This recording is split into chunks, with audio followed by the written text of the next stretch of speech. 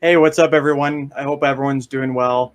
I want to make this a concise video about why security is very important in cryptocurrency and that you need to take it seriously now. And ideally, if say you're in Hex, things like this, ideally you take it seriously before you do a stake, things like that. And you take it seriously when you're setting up MetaMask and your hardware wallet and things like that, because it's only as good as what you did when you set it up.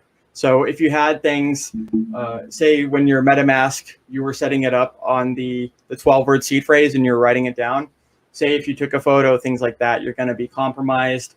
And then if you did a stake on that wallet as well, you're pretty much screwed until that stake ends. And so we're going to get into a little bit about it. And once again, why it's so important, because a lot of people, and myself included, when I first got into crypto, luckily I had taken the advice of other people and did get a hardware wallet and ended up going with the Trezor. But they were saying that, hey, the Trezor itself is maybe 50, 60 bucks, whatever it is.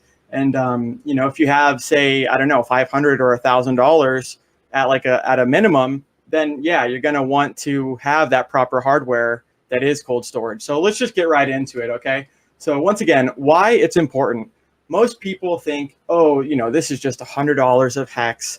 I don't really need to take my security that seriously. It's not like it's going to go to $1 million or anything. And then we see in under 2 years, from January 5th to the most recent all-time high, Hex would have made $1 million from $100 principal. And that doesn't include the staking. That's just completely liquid. All right. So MetaMask, let's get right into it. Okay. So metamask.io. This is the interface and the wallet interface that you need to interact with go.hex.com, which is the front end for the staking and all of that for the Hex stakes. Okay, so you're going to go to metamask.io, and I don't want you to type that in to Google or any search engine. I want you to type it in the URL, because what we see is crypto itself, the whole space in general, is like the wild, wild west. And people will take any opportunity that they can to not only get your seed phrase, but to try and lure you in to, thinking that you're being helped. But in reality, you're like screwing yourself over and you're giving someone the access to your money. And then we see it happen every single day, not only in Hex, but in these other cryptos where people thought that they were being helped by some sort of tech support. And then lo and behold, all of their coins and their money is gone. So to prevent that from happening, go to metamask.io. You're going to install the wallet itself. It's an extension. So whether you got Chrome, Firefox, Brave, etc., you're going to download the extension. And then once the actual extension is finished downloading, you're going to run it and you're going to set up a new wallet. And ideally, what you're going to do in the future is have a hardware wallet as well that all of your stakes go on. And you want your hardware wallet to actually have, you want your Hex to be contained in the hardware wallet and not the MetaMask wallet that you had set up. So what we're going to get into is when you're setting up the MetaMask wallet, it's got a 12-word seed phrase. And this is the complete access to that wallet's money. Whoever has control of that can literally drain all the funds, whatever is there. It's pretty much their wallet if they have those 12 words. So it's very important that when you do set that up, that you write it down on a piece of paper and that you never have it ever touch the internet or anything digital. You want it all to be analog, get it on a piece of paper, and then, maybe you could laminate the piece of paper, things like that. But once again, ideally, you're not using that MetaMask wallet that you just set up. You're not using that for the stakes. You're using that as a proxy to use your hardware wallet that has the stakes. Okay, so that's kind of how you do the actual MetaMask, seed phrase. So you're going to write those 12 words down, and then the next step in security, the importance is a hardware wallet. And why is this important? So we call it a hardware wallet or cold storage. What it pretty much does is it keeps the actual cryptocurrency that you have offline, off the internet. It's via like a USB. So I've got an extra one actually right here that I'm setting up for someone. But so this is kind of what the what the Trezor looks like. I'll be giving that to them in the next day or so. But so that's what it looks like, and pretty much all of your crypto, is contained in this hardware wallet itself, and it never actually touches and interfaces with the internet and things like that, like a hot wallet would do. A lot of exchanges, they have primary amount of their holdings and their mass amount of wealth in things like this, which is cold storage, and it never touches a hot wallet or things like that unless they need to make some changes or transfer some liquidity and funds. All right, so yeah, the hardware wallet is very important because I see a lot of people that make mistakes when they're setting up their MetaMask. And if you can have something that is like you're your own sovereign citizen of that wealth, like you are your own bank, then for me, I want a damn bank vault. I want a bank vault with multiple different vaults and doors before the actual goods are able to be breached in. You want as many different points of security, like I mentioned, to prevent from being attacked and things like that. Okay, so the hardware wallet's very important. We'll get into that right here. And also for everyone that knows, I will be making, editing the clip after this, but Papa B, he's a longtime Hexagon OG, really knowledgeable about security. He's got a very, experienced security background, and he knows what the hell he's doing. So he's really good on the hardware wallet themselves, kind of an explanation why the Trezor might be a better option, and probably is, than maybe a Ledger, things like this, and kind of goes into more of the nuance. So I will be posting that after this, but I wanted to get this video done because I was listening to another stream, and same thing, people they're not taking their security seriously, or they have such fear of missing out that instead of taking their security seriously today, they just say, screw it, I want to buy the coins, I want to stake the coins. And then they end up making, mistakes that can be very costly down the road. Because once again, hey, it was just $100 principal. But when that turns into $1 million in the future, and then it gets compromised, or you don't have the access to it, things like that, you're going to be really kicking yourself that you didn't spend those few minutes to do the research ahead of time. Okay, so this is the Trezor. Once again, this is what I showed you for a friend that I'm helping set up the Trezor, and so this is what it looks like. This is the Trezor 1, and then they've got the Model T as well. That it's not that much different. It's a little bit more expensive, and it's just got a bigger screen and like a touchpad versus this Trezor, which just has, let me get into it real quick, which just has 2 buttons, so literally just one button, and the other button, one of them's to confirm, one of them's to, not confirm, things like that. So that's kind of how you interact with the Trezor. But so this is the website, and let me actually change the, one second here. Let me change that metamask.io to trezor.io, okay? And we're gonna save that and put that as the name, okay? So trezor.io is where you can go to get one of these hardware wallets. Once again, there's options of Ledger, there's these other different hardware wallets, but from my experience of being in crypto since March 2017, I got a hardware wallet like a week after getting into crypto, and this has always been the easiest experience for me. And not only easy, because that's cool if it's easy, but if it's not secure, then it's not important, right? Then it doesn't matter. But so it's the easiest experience for the user, and it's also got a very high level of security, and it's just got some really cool options as well that some of the other competitors don't have. Some of the hardware wallets, they engage via like Bluetooth, or some of the ledgers have a battery, and like the batteries can die. So the hardware wallet for the Trezor, I've never had any problems with it, and I recommend it to people that they should take a look at it and do their own research themselves, obviously. But it's a very good option, and we'll get into it now. Okay. So once again, trezor.io, trezor.io, and it's able to hold a lot of different coins. But for me anymore, I don't trade. I don't really speculate much on anything else. I've got a little bit of Ethereum for gas transactions, just for gas to do the transactions. And then I just have Hex, and then I've sacrificed for Pulse. So here's what you can do. You can connect to the wallet, all that things on this website, but there's also a application itself, which is more secure. It's like the Trezor suite, I believe. So that's where you can actually set up the Trezor and where you can kind of do those things. But we're just going to say, hey, that we don't have a Trezor, and kind of how do you get one? All right. So click go to Trezor.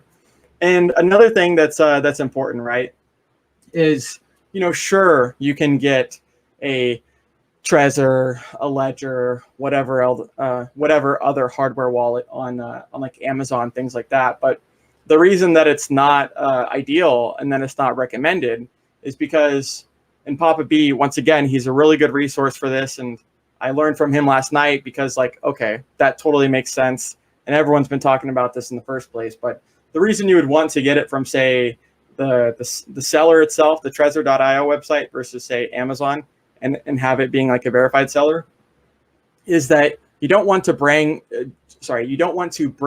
the chain of custody. You just want the hardware manufacturer, and then you want them to ship it to your house. You don't want it to be the hardware manufacturer that then sends it to Amazon, which is fulfilled by Amazon, and then possibly there being some shenanigans going on that could go to the user. So instead of it just being direct to the consumer, now you've got a middleman, which is the Amazon. So I think that was a really good lesson that I had gotten more information from on Papa B. So it's good to know why you want to do these things, just to have your security be like a Fort Knox. All right, so let's get back to it.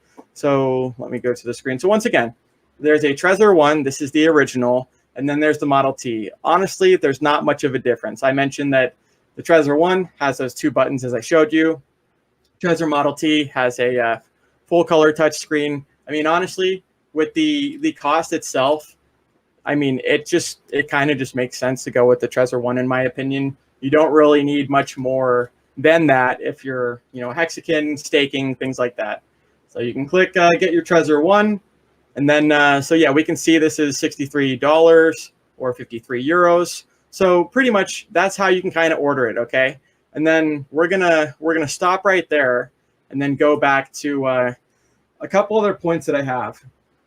So as I mentioned earlier, you never want to make a digital copy, a photo, anything like that of the seed phrase, because the second that it touches the internet, just like a hot wallet compared to that cold storage that I mentioned, the second that it's connected to the internet or interface and starts doing things like that, it's more susceptible to being compromised.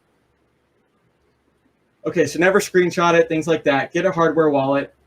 So another thing that you can do when you're actually setting up your Trezor or whatever hardware wallet you decide to go with, feel free to do your own research and make your own decision. But another thing of security that you can do is engrave the actual seed phrase itself, which is a 24-word, it's cryptography produced, right? It's a very secure seed phrase itself that allows the access to your funds, things like this. But it would be very highly recommended that you don't just write it on a piece of paper, right? Because if you just have a just piece of mail, a piece of paper, right? This could get wet. This could get burned. It could get lost, stolen very easily. And if you have something that's more secure than just that substrate, a piece of paper, then you're probably going to be in better hands if something did go wrong. Okay, so once again, what Papa B recommends, and I took this advice from him, was you can get a engraver, right? And you can actually engrave the seed phrase into something like this. And this is the exact thing that he's recommended. So this is titanium. It came from Israel. I think it was 15 pieces of this for a really, really inexpensive price. But once again, the reason that this is cool and the reason that you'll probably want to do this if you're actually taking your security seriously is because, hey, if this gets wet, who gives a damn, right? If you are actually engraving it deep enough, you want to make sure that when you're doing it, the speed is high, that you're taking your time to make sure it's legible, and that it's deep. But if you're doing that, then hey, say if there's a fire, this is, fire resistant up until a very high amount of degrees. So this is going to be a lot more, a lot more secure and safe, and have a better chance of remaining after a house fire than say that, flimsy piece of paper that's just going to, disappear with all of the other smoke and the dust. Okay. So that's something you can do. Highly recommended. And thanks to Papa B for recommending that. Okay. What else do I want to say? So engrave the hardware wallet. Another thing that's just kind of common sense, common practice, but common sense ain't common, right? So you got to tell the people is just treat this seriously. I mean, we've never really had that opportunity where, hey, you can be your own bank, and people think it's cool to like flaunt their wealth and show their wealth and things like that. But it might be cool in your perception when you're just talking to your friend. But especially if you're doing that online on social medias and things like that, you're literally just asking to either get robbed, to get hacked, a number of things that could, now risk what you were flaunting and now not have that possession of that anymore because someone saw that you were a perfect target for them to attack. Okay, so I never recommend that people say how much crypto they have, say where their seed phrase is, where their hardware wallets are. That's very, very stupid. And it's not recommended. We see it all the time where people got robbed, people got hacked, things like that. And it's a tragedy. So learn from someone else's mistake that was very tragic and try not to have that happen to you, because it's not a fun experience. Okay. So there's a couple of ways that you can actually separate your seed phrase. As I mentioned, the MetaMask itself has a 12-word seed phrase, and then you need all 12 words in order for it to access. And then the hardware wallet does 24. You can do different like seed phrase strategies where you break it up into like 2/3, and then one of them, like you can kind of interchange those 24 words into like different sections, where even if someone did, rob you or wrench attack, things like that, maybe they only got 1/3 or 2/3 of the actual seed phrase and not the rest of the seed phrase that would then unlock it. Okay. So that's something to consider. It's called Shamir secret sharing. So take a look at that. It's kind of hard to spell, but anyways, that's a method that you can do.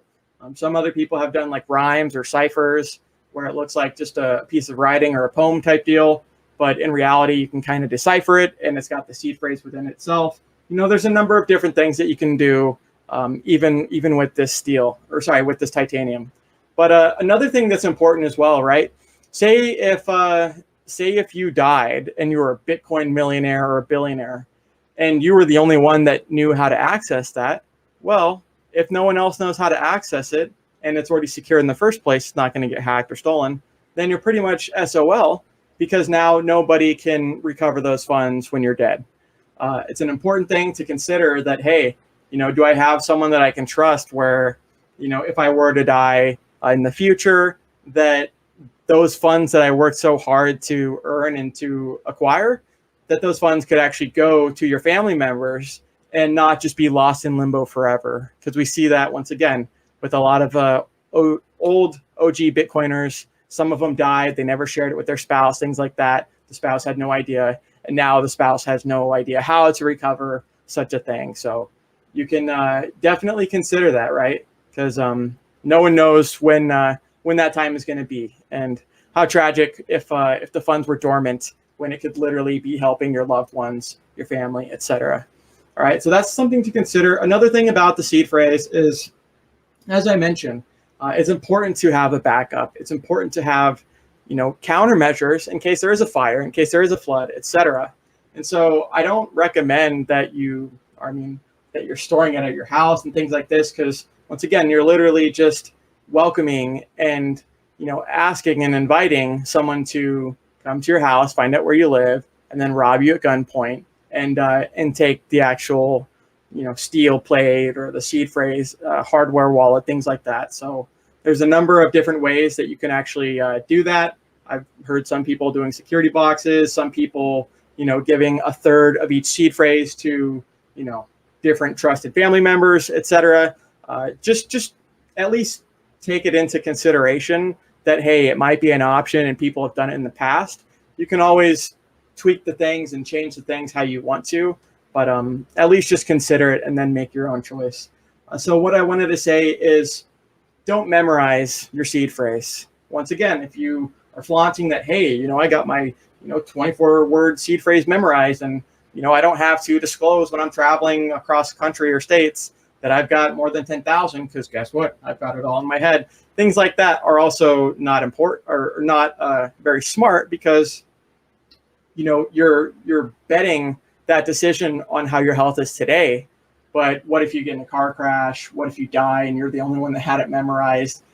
Things like that. Or what if you have some sort of medical condition where now you have that memory lost, and now you can't access your keys and your seed phrase that you thought you were so smart by memorizing, and that was your only stance of security. So take the countermeasures, take the security seriously now, because especially with things like hex.com, and you're going to have people locking their hex longer than we've seen Bitcoin be around. And so the security itself right now is pretty secure, but you want to make sure you're doing everything you can today, especially for those stakes many years down the road, things like that, because as the future goes on, people are going to become more advanced and find different ways to try and get your seed phrase, or get to your actual coins and your keys. So you want to be able to not only live for those longer stakes and to be able to realize them, but you want to be able to realize them, because it's going to be a lot of interest and gains. You wouldn't want someone else to have that pleasure because you did something stupid by taking a few less minutes at the beginning and just rushing into the stakes. Okay, so that's pretty much it. Once again, take that security seriously now. We saw $100 go into $1 million, not including staking. And this really is your responsibility. You are your own bank, and it's something that comes with the territory of the mad gains and the massive gains, and having that peer-to-peer decentralized crypto. So yeah, that's it. Thanks everyone for tuning in, and I hope everyone does take this to heart and that you take it seriously, because I see a lot of people every single day. I just saw it last night in the Pulse Chain Com Telegram chat, where same thing, oh, I was contacted by MetaMask support, or this sort of support, Trezor support, and now I can't find my coins. They're not there, and it happens every single day. So do the knowledge now, take the time now, and even if you're onboarding someone, you're onboarding your loved one, teach them how to take their security seriously too, because how bad would you feel if you onboarded someone and they happen to do something that compromised their coins, they didn't have their coins anymore? Well, guess what? Now that kind of burden of proof is, or like just that burden in general, is like on you. And now that looks really bad on you for not taking 3 or 5 more minutes to teach them why you'd want to spend the money on a hardware wallet. Because we saw that the Trezor itself on the website, on Trezor.io, was like $63. And I think you can actually buy like bundles of them. You can buy like a 2-pack, 3-pack, etc. And it's a little bit less expensive when you buy it in the bundle versus just solo. But if you had less than $100 and you put that into a hardware wallet, now you know that other $100 that's now $1 million in this example, now you know that it's secure, and that you can actually like go to sleep at night and not have to wonder, like, did I do anything wrong? Did I miss any steps? Like, am I possibly compromised? The very last thing I'll say is, I mentioned don't put it ever in the digital form. Things like your phone, they can have a not an accelerometer, but they can have things that can monitor your keystrokes and keyloggers and different sounds that can literally decipher what the words are of your seed phrase. Same thing with screen sharing, loggers as well. So you never want to. That's kind of like the thing with MetaMask, right? When you're actually entering in your seed phrase from a wallet that's already set up to a new wallet, a new account, now you're typing those words in again.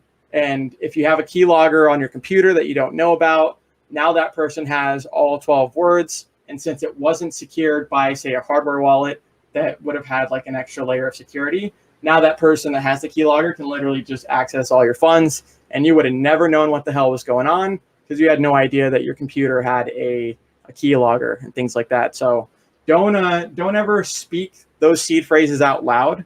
Never do it on the phone, anything like that. Even when you're actually writing it down, don't whisper it. Don't do things like that. You know, write it down.